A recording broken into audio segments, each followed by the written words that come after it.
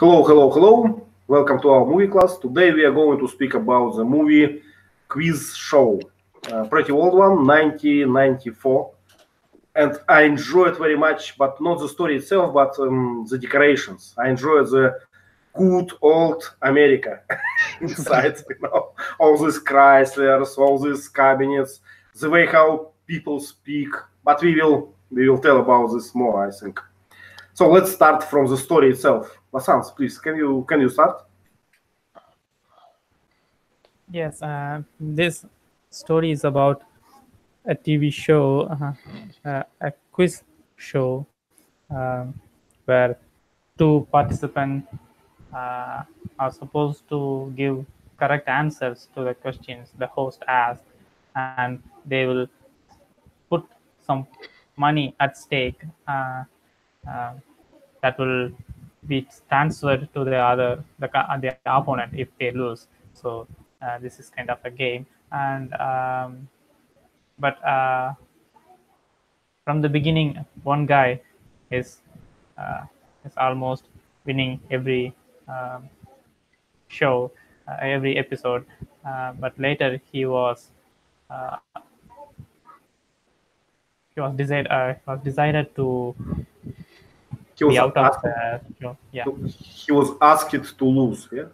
On Yes. purpose. Yes. Exactly. So Yes. so let's. Can you please describe this guy? This Jewish guy. Could you describe him? Yes. He seems like over enthusiastic.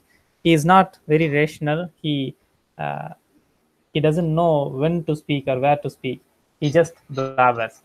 So that is the minus point of him, his character, and that is the main factor that the producers decided to bring when they saw some handsome guy with a great body language, with a how to say that, the great outer look. They decided to just swap them because they didn't like his manner on the when the show is on air. Okay. Yeah, we will speak about it. I think, but I actually like the character of this guy. What was his name? Gerard, do you remember what was his name? Which guy? Jewish guy, the first favorite. Herb Stempel. Stemple. And they have some pun about this. Can Stemple be unstamped or something like this? Actually, do you remember this? The pun. Pun, yeah. There was some pun. Was his name Stump or Stemple? Stumple? Stemple, yeah. Can he be stumped? Yeah. Very interesting. Yeah. And how would you describe him, teacher Lee? He's like we have a stereotype about crazy scientists. They are not live in this world; they live in their world. How would we describe such a guy? It's hard to say. He was kind of passionate.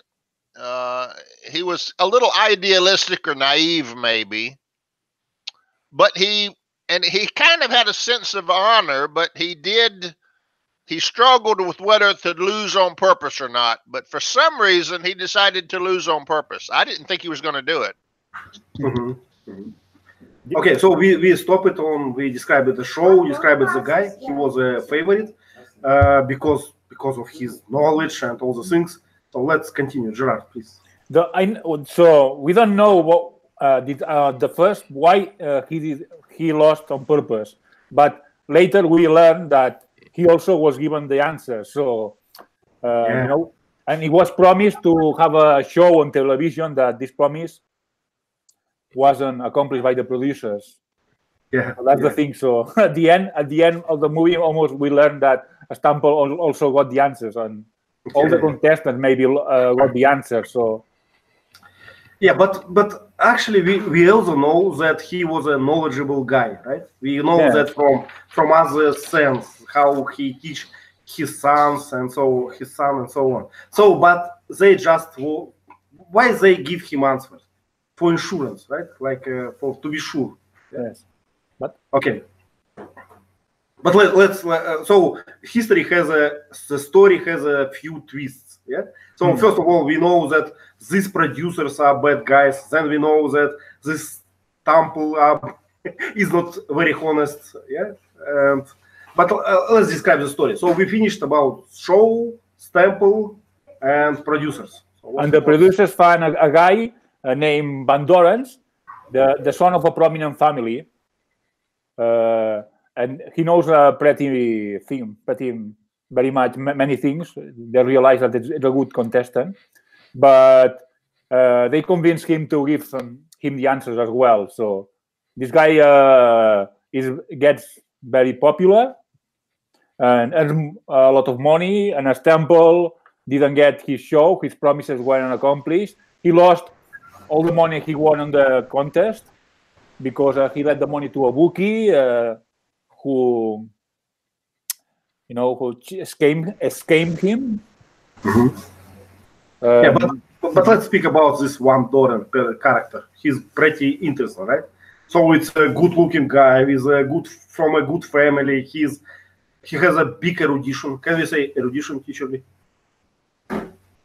Erudition is like a broad knowledge about. Yeah, he was. Yeah, we would say he was erudite. Handsome. Yeah, handsome and erudite.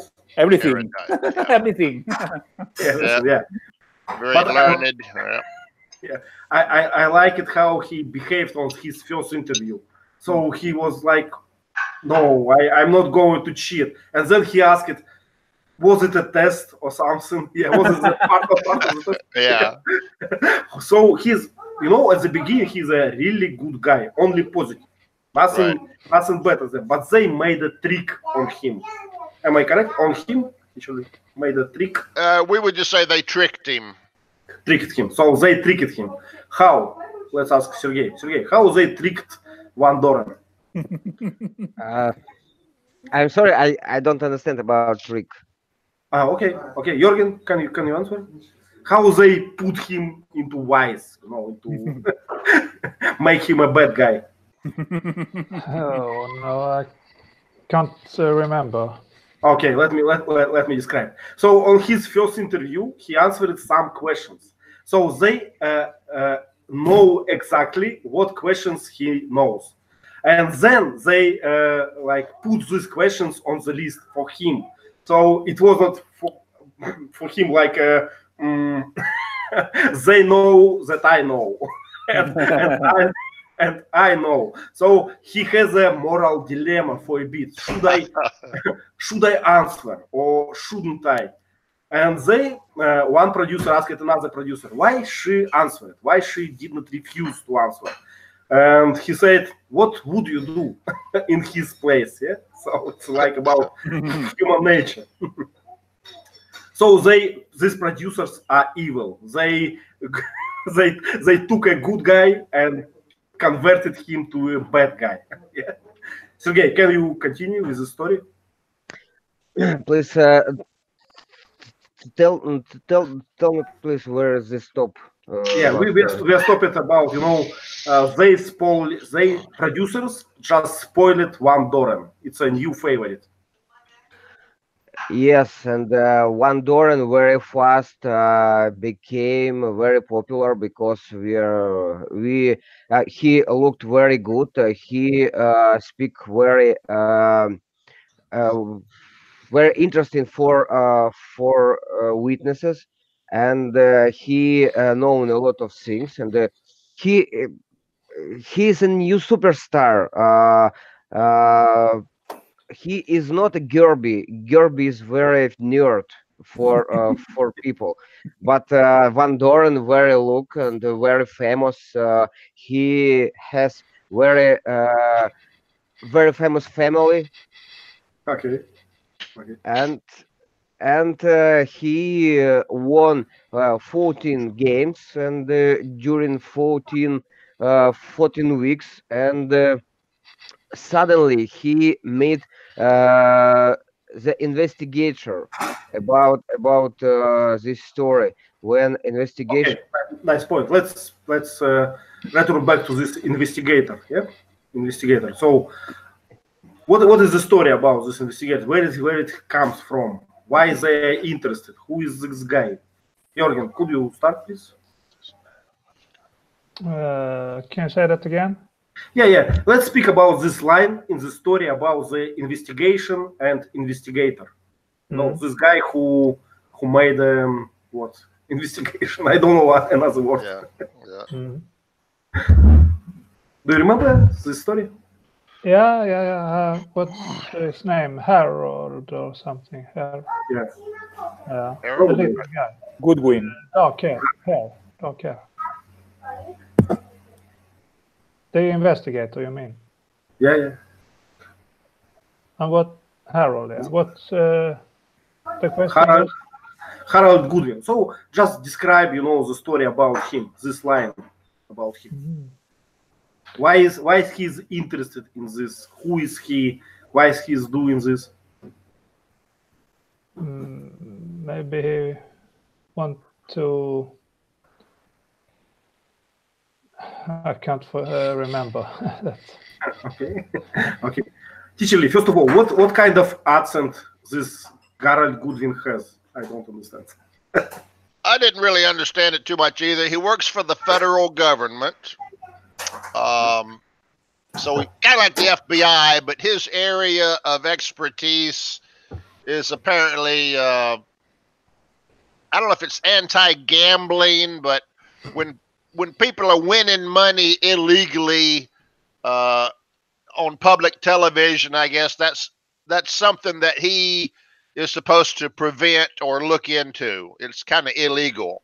Mm-hmm. So he got a tip that this game show, this quiz show was being rigged and people were basically winning a lot of money in a dishonest way. So that violated the television entertainment rules. So he decided to investigate. He was passionate and high integrity also.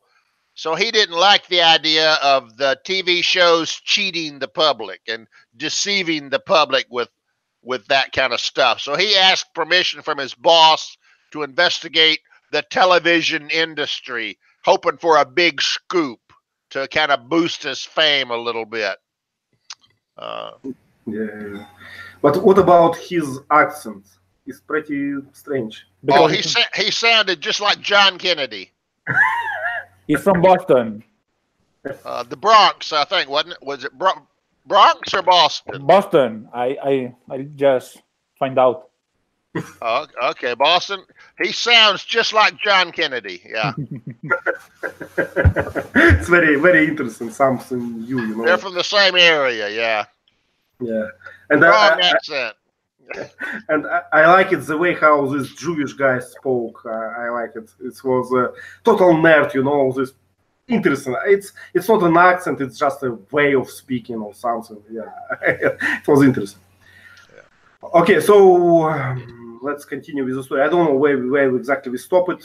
Just start from the investigation began. Okay, investigation begin. Yeah, Vasans, would you like to continue?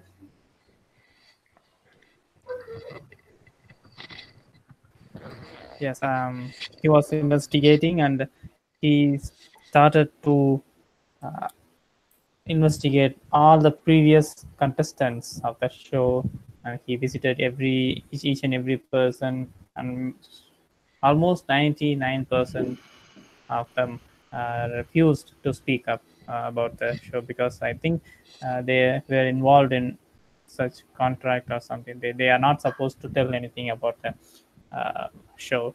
So but only who's that our guy captain or is that the Jewish guy, he spoke up, and another man who sent a registered mail to himself, he has gotten evidence, so both of them gave him a clue that this show is rigged, sort of a rigged show.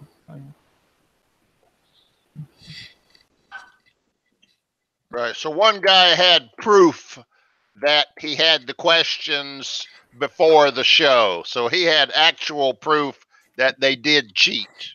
Okay. Yeah. And what happened? Who was punished? Gerard, please tell us. This guy got the answers in advance, so he sent a mail to himself. So the date was registered in the letter, so he could prove that he got the answers in advance. The common trick, yeah. Yeah, good trick, intelligent trick. Yeah. The thing is, the Temple was unbelievable because he was a little bit crazy and he had some problems. He went to the psychologist while he was in the contest, so he can be proved. He can be blamed of not being a good testimony. Yeah. Like sane, yeah, in the same mind. Yeah, this guy Goodwin didn't want to blame the contestants. He wanted to blame the NBC and the guy from Geritol, the sponsor, who were the real one to be blamed. But you know what happened at the end? The poor contestants pay the bill. Scapegoats, yeah. The scapegoat, yes, and the producers assumed the blame. For they didn't want to blame the producers. The producer said, I was in Europe, I didn't know anything.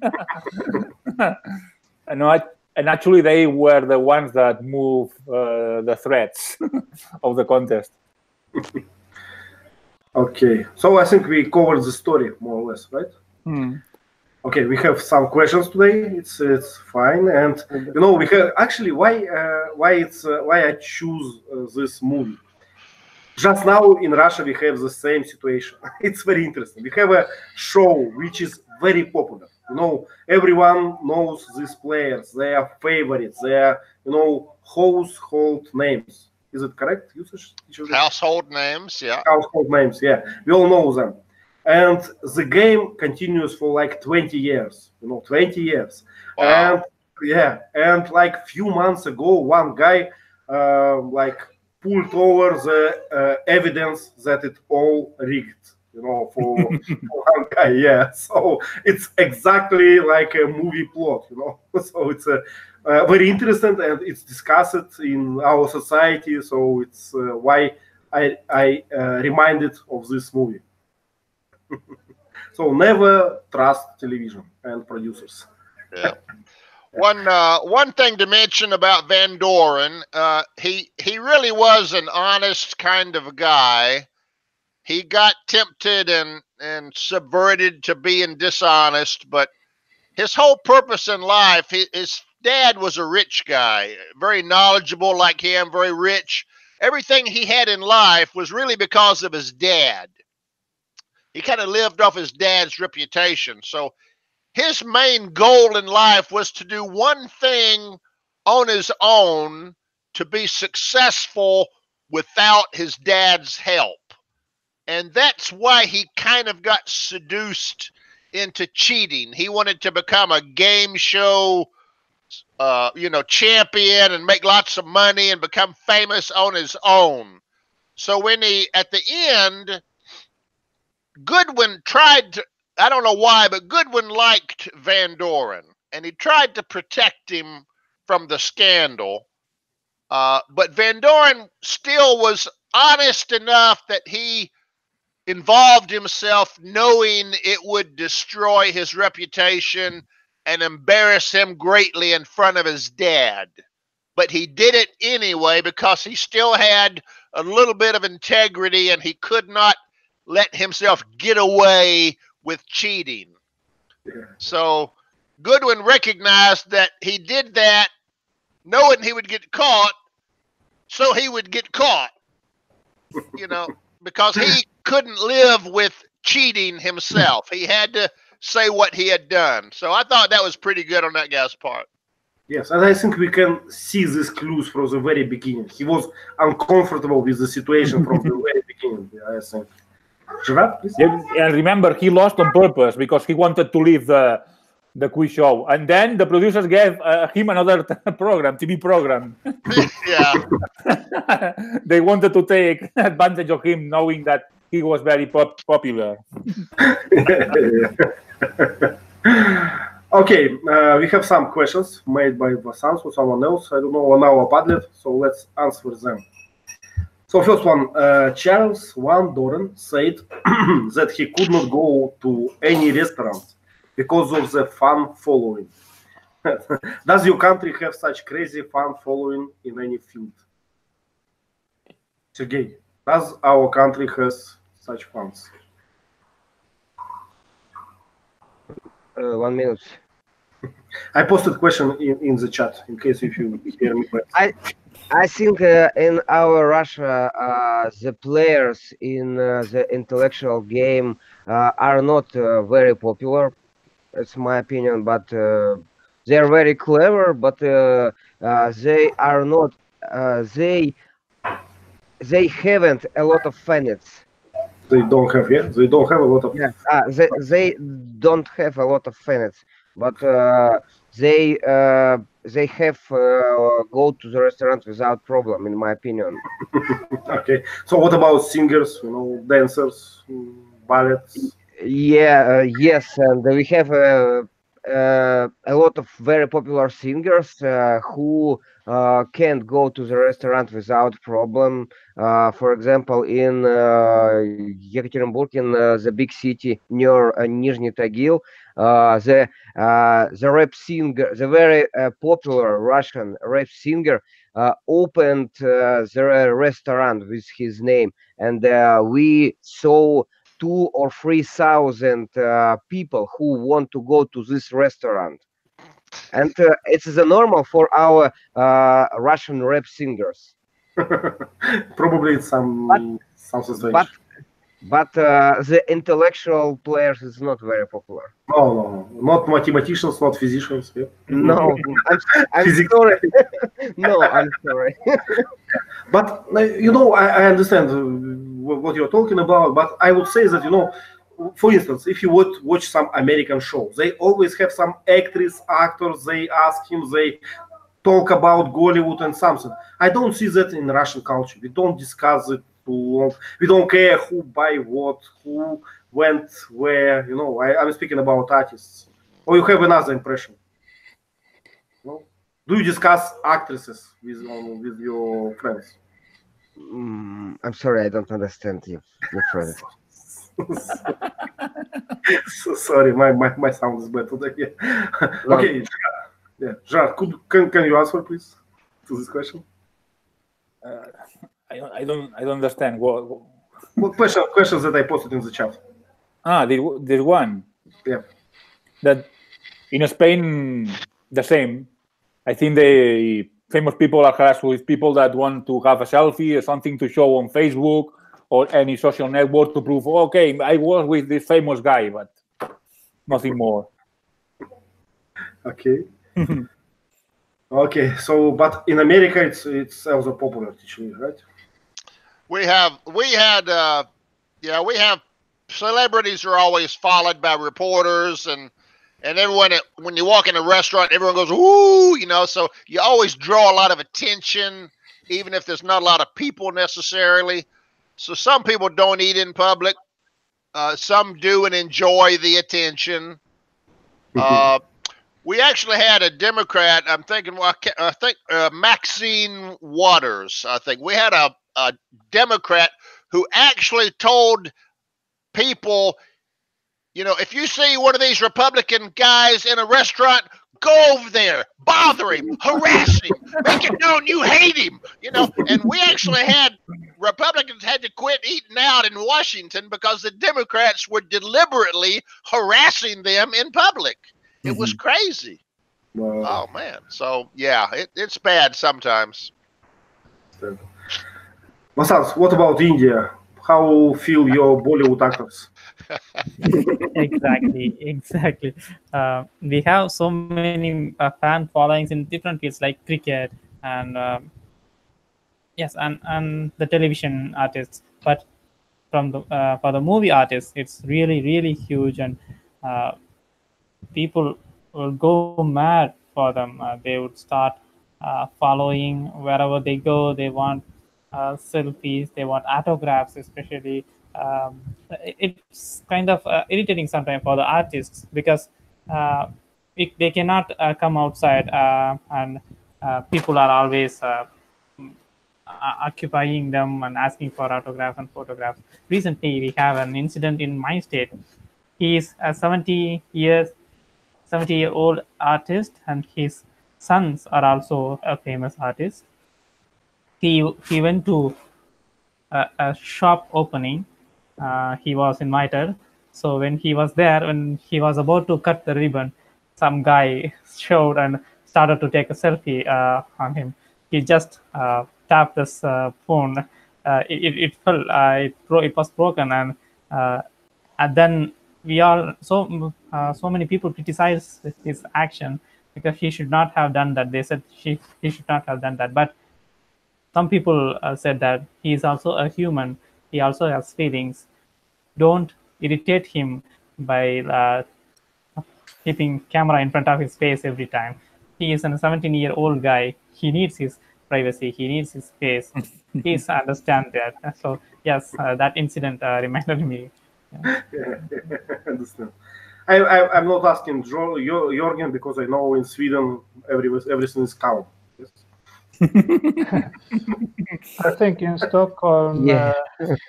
many famous people are followed, but not necessarily many followers at one time. Jorgen, did you tell me that ABBA was more popular in America than in Sweden? I can't remember. I thought someone told me that. Was ABBA? Did people go crazy when ABBA was popular? In Russia, in Soviet Union.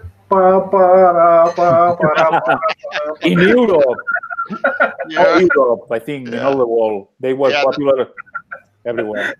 yeah. The Beatles used to drive people crazy. Zlatan. Yeah. Sergey, I don't know what mean Ibrahimovic now. Football player. Oh my God, Ivan, you don't know Ibrahimovic. It's it's surprising for me. It's a very popular footballer. Uh, I am shocked. Sorry, I'm not a football guy.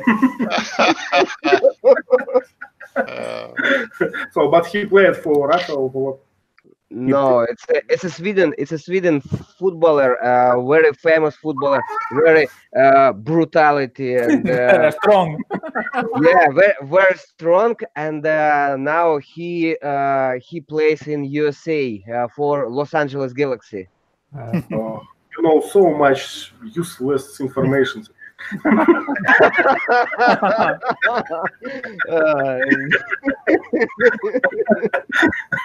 Okay, let's go to the next question. Okay, what is the message you get from the movie?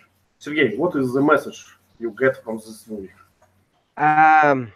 It's a message for me, and we can to know justice in our life because you could be very clever, very intelligent, but always you could find one Dorn who more clever, more interesting, more lucky than you. It's a life, but I'm sorry, guy.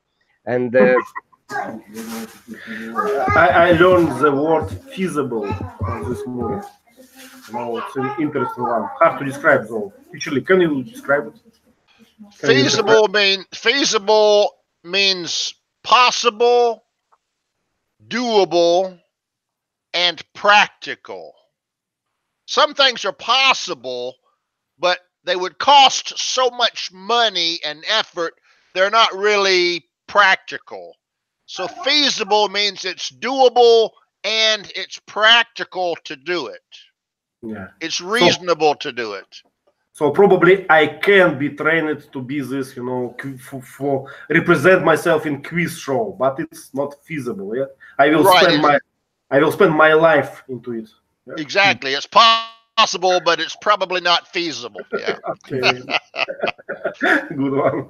Yeah, and also I think what message I got? I got the message, first of all, don't trust television, but we knew that, nothing new.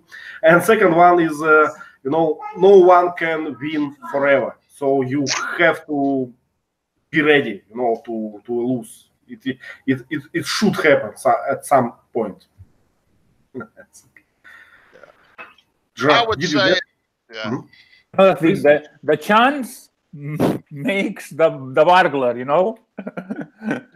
So maybe honest people wouldn't do something immoral or unethical, but if the chance appears in a good, nice way, they fall. Like, Van Doren, he was a good guy. I think in normal circumstances, he wouldn't do anything wrong, but, the chance appeared to him. It was a temptation. Yeah, we can learn a lot of vocabulary. So tempted, lured, yep, and subverted. Am I right? Yep, yeah. Subverted, seduced. Seduced, yeah. And, yeah, your mind was changed against your will. Yeah. And Jad, you mentioned some sayings. The chains makes the burglar. The burglar. Okay. Is it a famous one? Usually? Yes, I think in Spanish there's a saying. I don't know if it can be translated to English. I suppose so. If you say it, I know what it means. we probably have some sayings like that. I can't think of any at the moment. Okay. We do have one that says strike while the iron is hot. That has to do with the blacksmith. You have to hit at the right moment. If you hit when the iron is cold, it won't do anything. But if you wait until the iron is just right and you hit, you shape it the perfect way. So it means to seize that opportunity when it's right in front of you. Okay, yeah, understandable. Okay, Jürgen, what is your message you got from the movie? Nothing special. I haven't seen the last 30 minutes, but yeah, it's a long movie. Yeah. So let's say that your message is make shorter movies. Exactly. Schedule shorter movies. Next one for 3 hours. I warn you, 3 hours. but I warned you like for 3 weeks already. 3 weeks. It's a Siberian barber. Vasans, do you have some message? Yes, as we told earlier, the Fall Guy took the responsibility every time. The people at the higher level, they do not get any punishment for their sin they commit. But what I get from this story is if you really want to fight with a huge enemy, then you should choose a proper supporter, like the opponent television company or something. Just join hands with them, then you may get some more support to beat the enemy. This Jewish guy is just he doesn't know how to approach, how to claim for the justice. He tried it in an amateur way. Yeah, he was socially awkward. Yeah, socially inept. Yep. Awkward, inept. Yep. Okay, next question. Once the candidate sent a registered mail to himself, how can it be an evidence? Is that still sealed? Sergey, can you answer? Do you use this trick?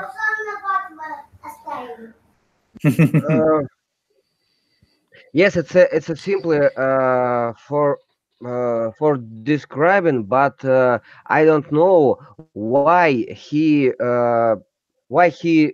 did it. He planned to show to evidences about this game, and he planned to cover it himself. Yeah, so let me help to try you. So I think the reason is that, you know, for instance, you want to prove that you knew the answer before. How you can Yeah. do it? Yeah, how you can do it? He wrote these questions with answer, and he have sent the letter before date of game. It's simply, and he showed this covers later to investigators, and I understand it. It's correct. It's argument for investigation and Yeah. proof Yeah, for this version that it's not honest game. yeah. Because personal computer is not invented yet, you know, and you cannot, you know, just send email. Because because the organizers focused to these questions. We don't open the questions before the game. We put the questions in the bank. We cover these questions with the police officers. Seriously, okay, and we have the problem for understanding for evidence, and the police officers and the each players has the question before the game. Okay. Sounds, please. Because I asked this question because I know how Indian Postal Service performs.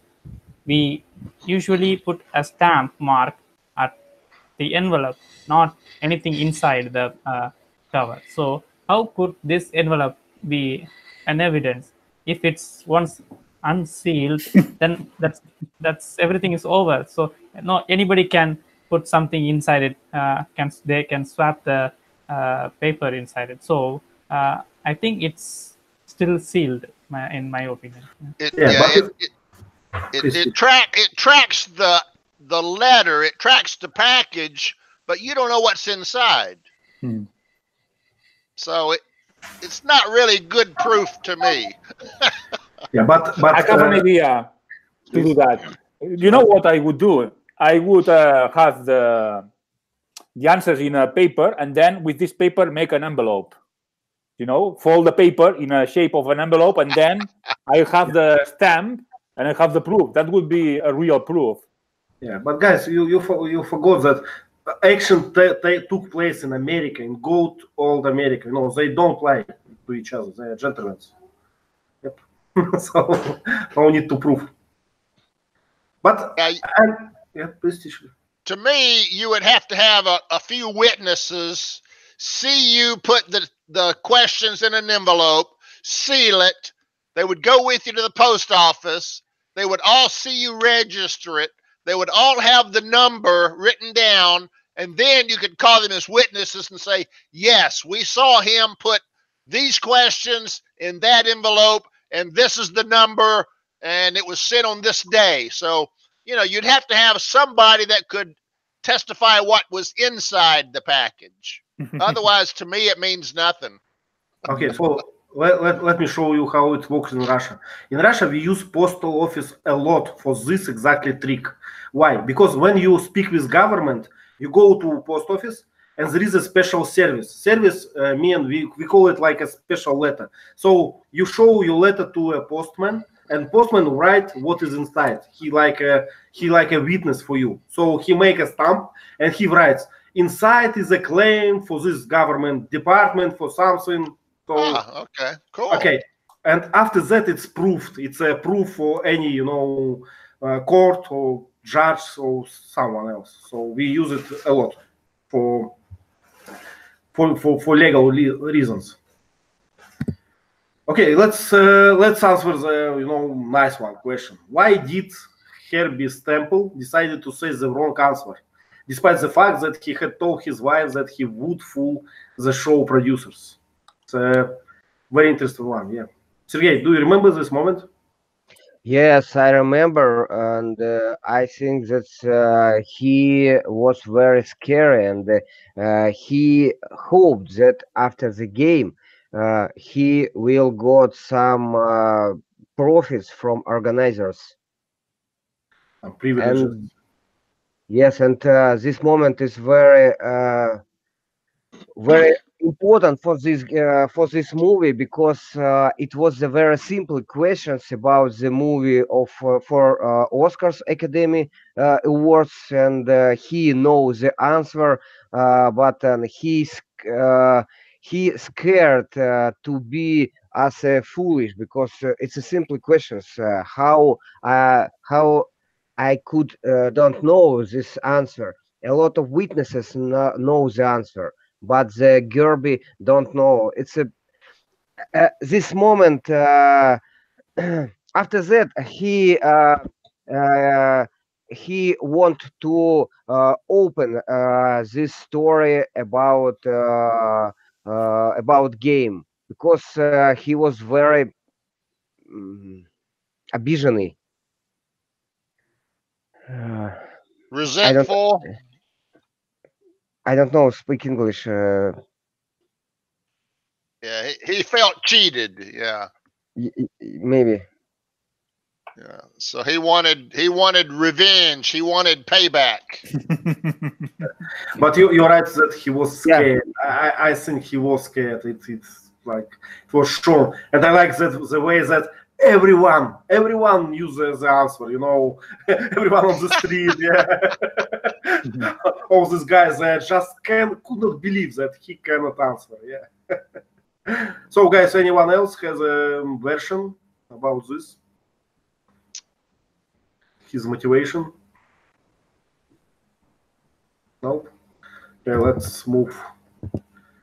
One more thing I'll mention, Yvonne, because they were giving him the questions in advance, he was able to win. So he was afraid that if he refused to cooperate with them, they would just stop giving him the questions and he would still lose. Yep. But if he cooperated, they had promised him his own show. So that's what I think pushed him. But then they didn't give him his own show, so he got mad, and then he tried to expose them. Yeah, good idea. And I think, yeah, how we call that, you know, inside the gang, you know, let me try to describe, you know, in old times, when bandits, you know, gangsters invite you to his gang, they make you to make some crime, to commit a crime, and now you belong to him, to them, yeah, because you are spotted already. So the same Right. kind of story, yeah, the same kind of story. They gave him answers, needed or not, but Yeah. his position is now weak. He cannot like confront them. Yeah. Okay, he became dependent, yep, on them. Okay, the last question about the last scene, as far as I understand. To whom should we say to who or To whom? To whom? To whom Yeah. the spectators in the court gave applause for? The judge or Van Doren? Jürgen, what do you think? Jürgen, you haven't finished. Okay, Gerard, please. I think to Van Doren because he was honest at the end to saying the truth. Even this truth involved him that he admitted that he did something wrong. At least he was honest. But all the same, the ones who should be punished were the guy from the NBC and the other guy from Jerry Troll, because they were the ones that control the program, not the producers or the contestants. Well, but my impression was that applaudissements are for the judge, for the one who said, "I'm not agree with my colleagues. I don't want to, you know, to call you a good guy Yeah, because you're right. Yeah. you commit a crime after all." So it's my impression. I don't know. Sergey, what do you think about this question? I think the applause have been made for Van Doren because a lot of people saw that the great person make to mistakes, and it's a normal for people. And Van Doren is the similar as me, and he is very good speaker, and he described this situation very good, clever, and a lot of people support him. Okay. And at a very interesting moment when the Gerby saw through window, and he very shocked that the Van Doren has a lot of applause. Oh my God! I it's a describer for me that Gerby it's not very popular, and he переживает. He's worried about. He's worried about it, and he envy to Van Doren very a lot. And okay. Envy. Okay. Gerard, what is your opinion? That reminds me that many people, criticize corruption, but they, in the same position, they would be also corrupt as well. So I think most of the guys that blame Van Doren, they would have done the same, because the situation presents itself as a situation to make a lot of money. The difficult thing is refusing the situation, refusing. It's difficult, even if you are pretty honest. Yeah, I think you're right. I was thinking about this for a bit. So what would I do in a place of Van Doren at this first moment when they asked you this question from the interview? What would I do? Probably I would win.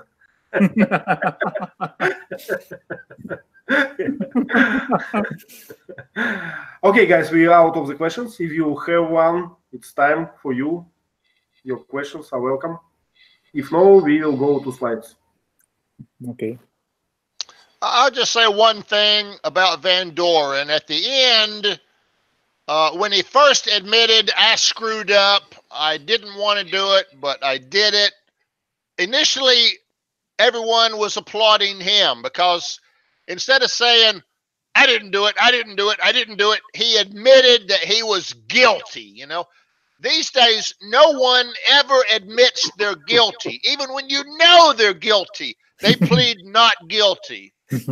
So when someone admits they're guilty, I did it, I almost have admiration for them, because at least they admit the truth, They're not afraid to say, yes, I did it, So I like a person at least, the guy said, well, you should have done that the first day. Well, yeah, but at least he did it. A lot of people never do it. So I give him credit for that. That's right, yes. We cannot imagine, I don't know, someone, Clinton, to say, I made a mistake. It's not possible. Yeah, it's not going to... Probably, because of his or her attorneys, advocates, and all the things. Yeah. It's like Hillary Clinton, we're going to investigate you. That's not going to happen. Ha, ha, ha. It just makes you sick to see someone like that. But I think we have the same in Russian politics. They never admit nothing, They probably can say it, in a passive voice, like, yes, some mistakes were made. By who, guys? Yeah. Yeah, that's right. That's what they always say. Mistakes were made, people were punished. Let's move on. Okay, so I'm going to share slides. Okay, let's see. Wow, first one. Oh boy. Gerard, could you remember this? Could you? See, that's the beginning of the movie. Yeah.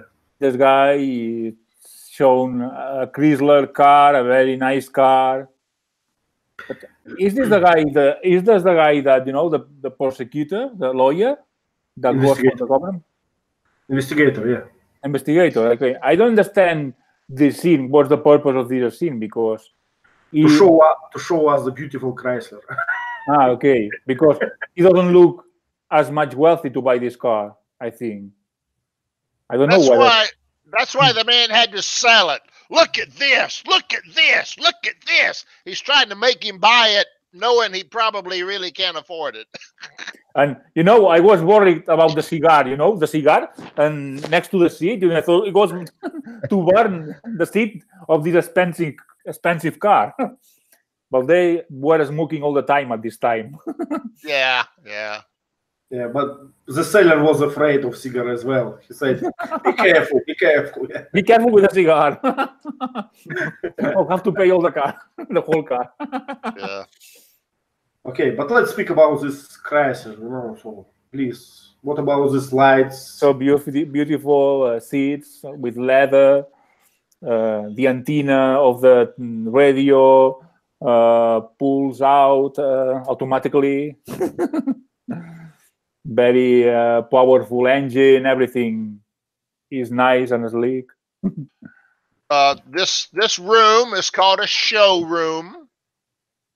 They take their best vehicles and put them in the showroom. So one, they're protected from the weather. And two, the customer can be shown this in air-conditioned comfort. So it's like a display case. This is the showroom for their best products. Mm-hmm. In the old days, cars had a big metal grill in the front, Grill. That's the lattice in the front. And they had chrome bumpers. That's silver bumpers. That was a big thing in the old days. If you had chrome bumpers, that was fancy. Nice. And the double lights, that's dim lights and bright lights. They were separate bulbs. Mm-hmm. I was surprised about the dialogue when they spoke about this leather. Seller said it's half pig leather, half calf. Why it's important? Why it's important? I don't understand. I don't know.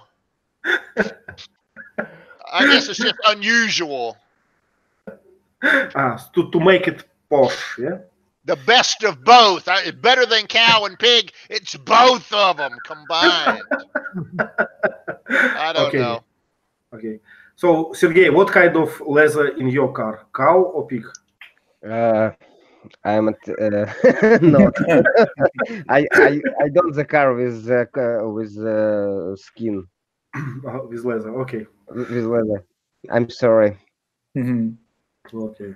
So you're not that posh, yeah? Yeah. Maybe he's vegan. In English, when we say leather, technically that means cowhide. If it's pig skin, we would say pig skin. I don't know why. Mm-hmm. Okay, good to know. Footballs, American footballs, used to be made of pig skin. Wow. So it was called. Sometimes it was called a pig skin. Throw the pig skin. It was a slang for a football. Okay. Yeah. Okay, so let's move. That's another one. Jorgen, please, it's for you. Okay. It's the you can see the booths. Booths. Yeah, and Age. TV cameras and spotlights in the roof. The audience on the left. What else?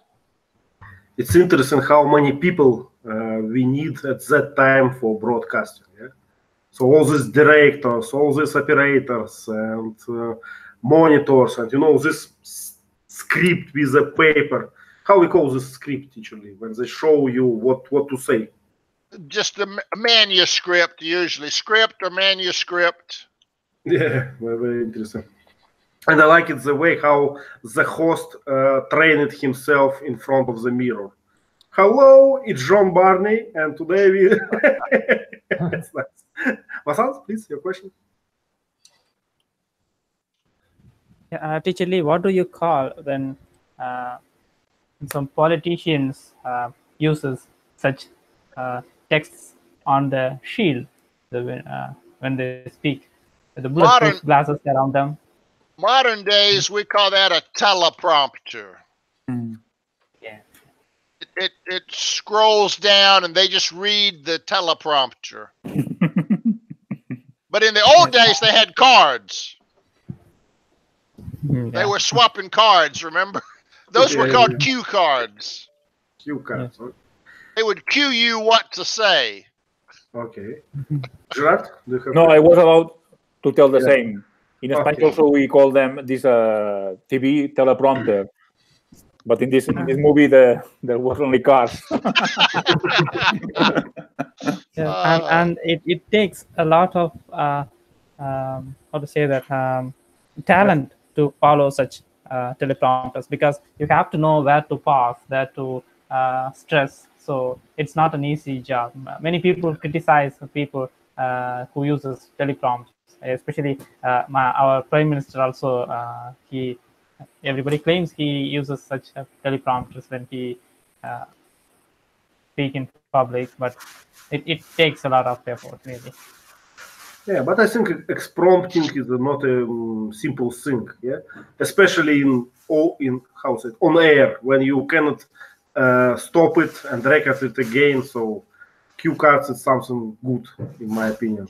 Look at our class. How many times I get stuck, you know, a lot when I just don't know what to continue. Yeah. So next one, or we can find something else there. You can see the audience. There's a small audience of observers. They may be there for like applause or laughter. Yeah. They'll actually have a cue that'll say applaud, yay, or laugh, ah, you know. So a little test audience there to add to the soundtrack. Yeah. Or they paid money to be there. Okay, let's go to the next one. Okay, good one. Sergey, please describe this picture or scene or something. Okay, there are two cabins for players, and with the headphones, and where it's interesting moment. The similar women. Yeah, the similar women, and they make the similar. Just a mirror, yeah? Just a mirror. Yep. And the Geritol advertisement, and the head of play, I don't know, the man of the center. Host. Who hosts this game with the questions, with the microphone, and some plans before cabin. It's all. Jared, and plate with numbers, yeah? This one? Yeah, and two ventilators for making hot inside the cabin. Hot or cold? Hot. Yeah. Well, normally it keeps it cool, but if you turn it off, they sweat. Yeah. So when they want to add tension, they turn it off, and the guy starts sweating, and they think he's nervous. Yeah. But really, he's just hot. Yeah. Do you remember this scene when they switch off the vent, the fan? Yeah. And this guy, Stample, he was looking so pity on this, like, I was thinking he's like a, how we call this, guinea pig for them, just not a human. Gerard, please. The word to define his character, his personality, I would use histrionic.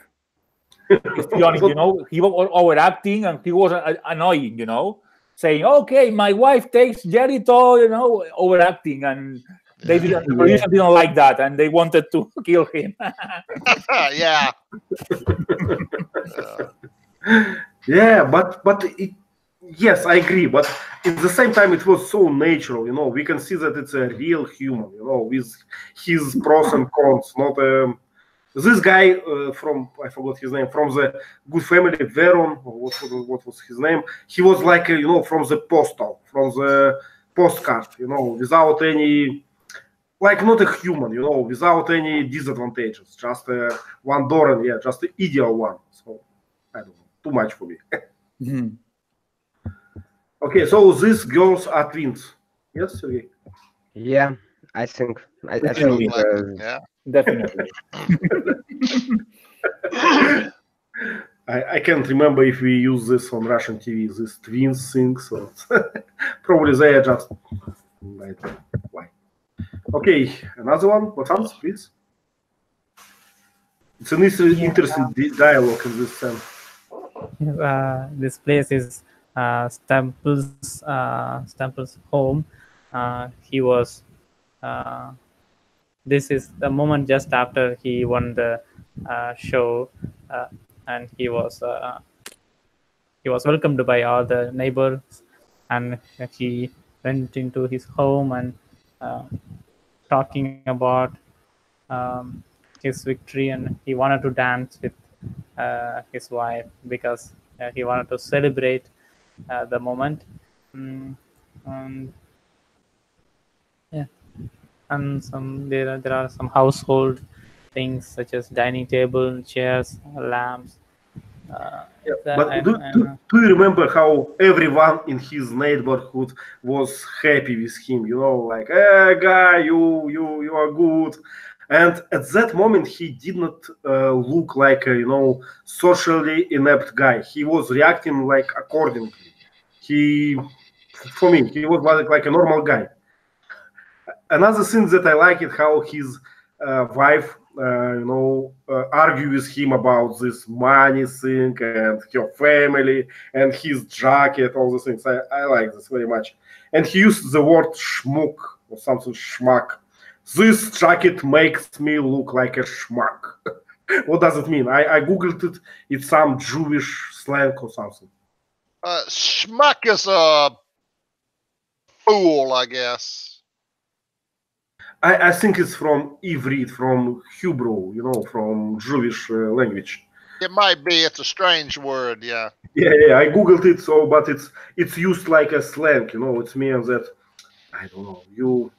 Looks like a fool, something like this. Okay, anything else, guys, about this picture? She's wearing slippers. Slippers, yep.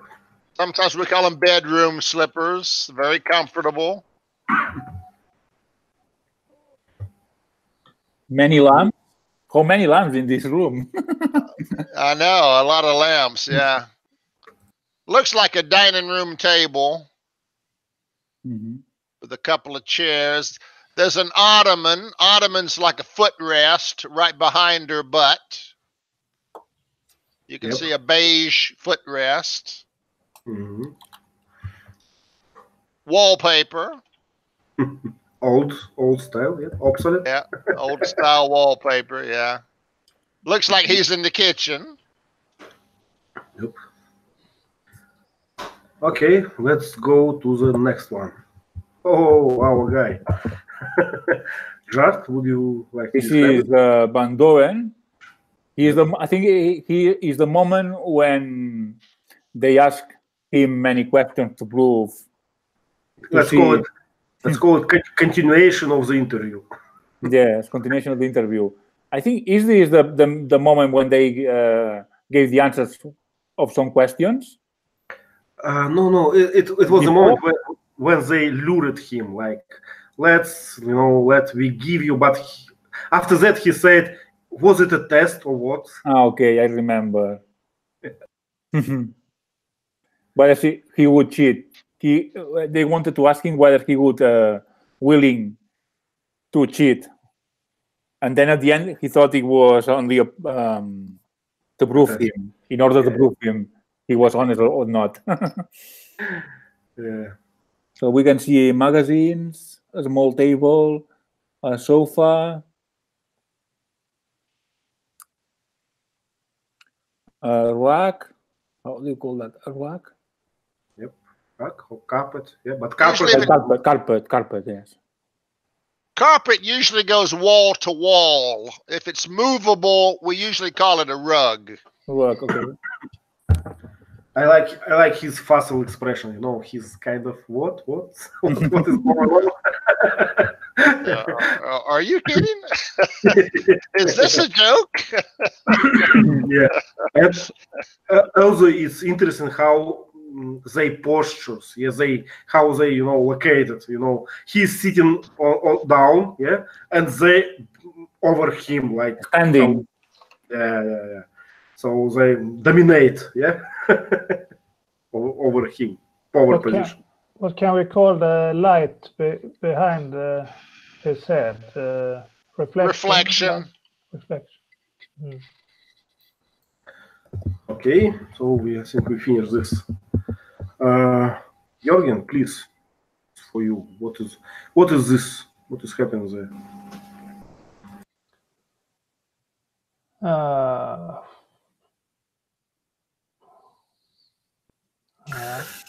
This guy is Harold Goodwin, I think. Witcher.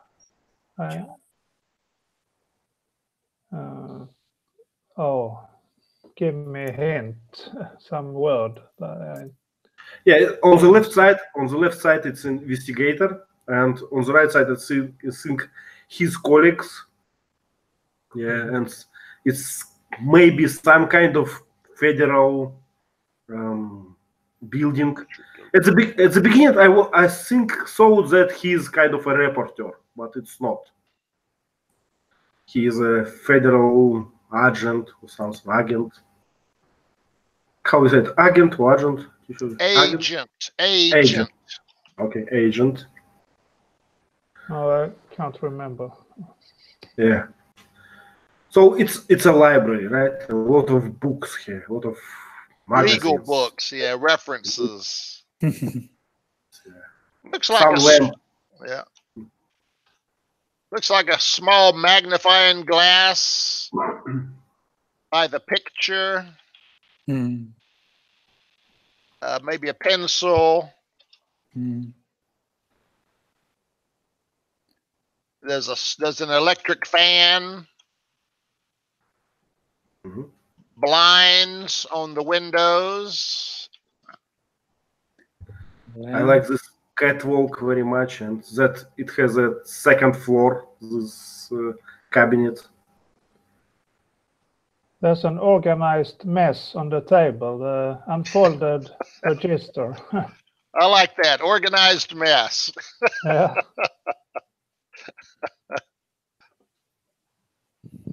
In the back, under the stairs, you can see file cabinets.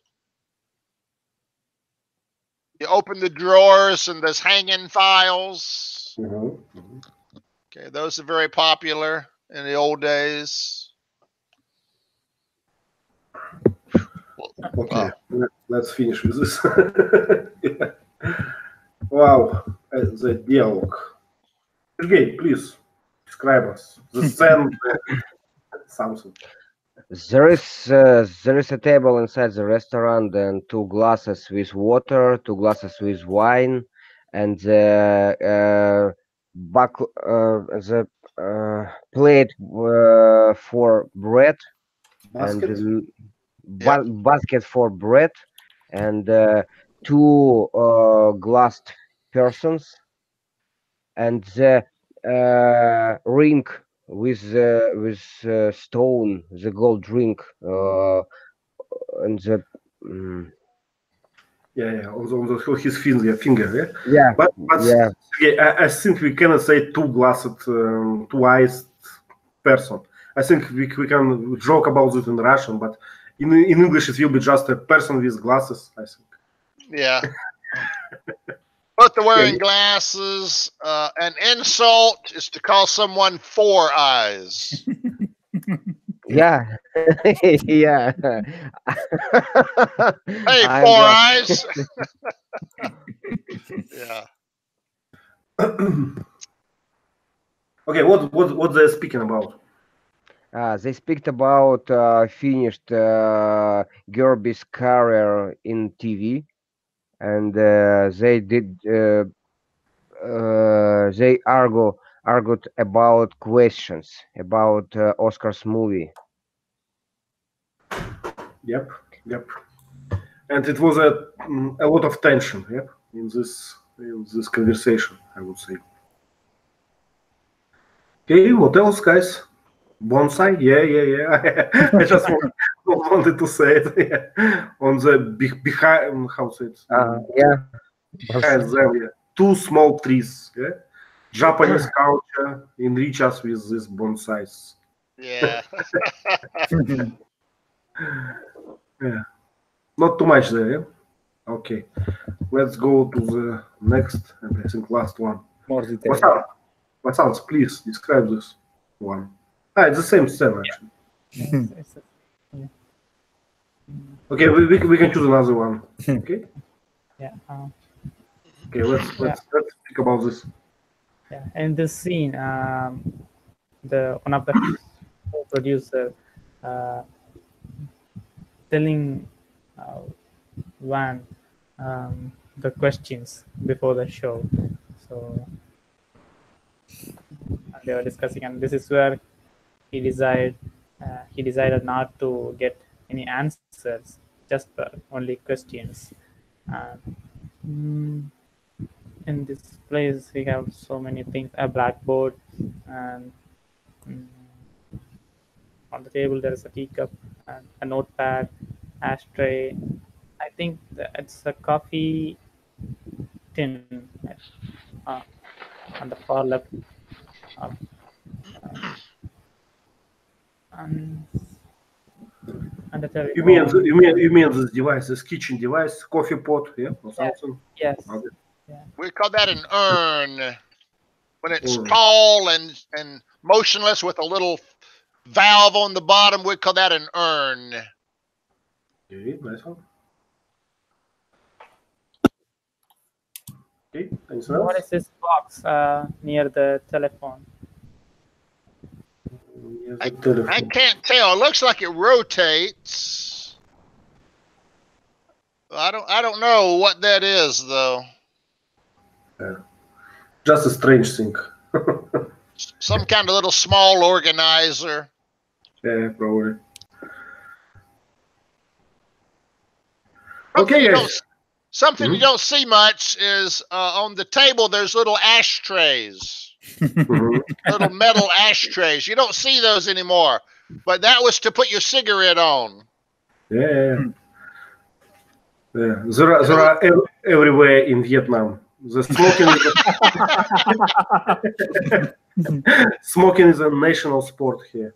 we can buy decorative ashtrays that look like naked women and dragons, but no one uses ashtrays anymore. They just do it out the car window. Yeah, it's a mess. Okay. Okay, so I'm stopping our slides. So it was a nice discussion, guys. Thank you very much for this. And we have a lot of new vocabulary, at least for me, in the chat. I'm going to post it on Medruk. And don't forget that the next movie is longer than that. So book your time for this. Thank you again. Movie is Siberian Barber. You probably watched it. A Russian movie this time, right? Yeah, but in English. But in English and for foreigners, it's all the stereotypes of Russia for foreigners. It's not like authentic Russian culture, but we will discuss it. I think. No, not authentic. Is it American movie? Kind of. It's for Americans. Yeah. Oh, okay. Americanized. Okay. Okay. Got it. Okay, I'm stopping broadcasting. Thank